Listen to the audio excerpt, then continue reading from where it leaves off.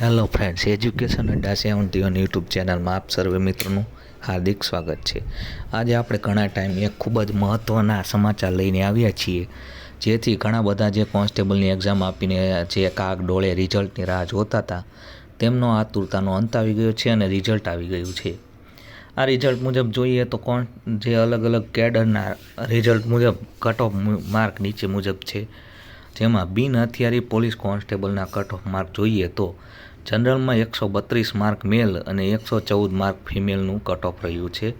EWS 125 અને female 98, SC 121.75 અને 102.75, SCBC 127.75 અને 105.75 અને STનું કટ ઓફ 101 માર્ક રહ્યું છે। ત્યારબાદ જોઈએ નીચે હથિયારી પોલીસ કોન્સ્ટેબલનું, તેમાં 102 માર્ક મેલ, 101 ફિમેલ, EWSમાં 122 અને 83.25, SCમાં 118 અને 96 અને SCBCમાં 123 માર્ક।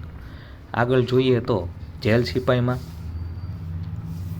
જોઈએ તો 122 જનરલ, 98 ફિમેલ, 119 EWS, 80.50, SCનું 116, 96, 121 અને 98।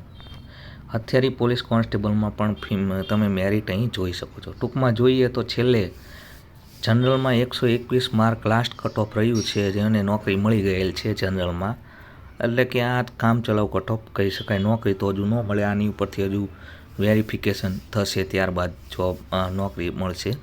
EWSનું 118.50, SCનું 115.50, SCBCનું 120.25 અને STનું 80.50। તો આ મુજબ કટ ઓફ રહેવા પાત્ર છે।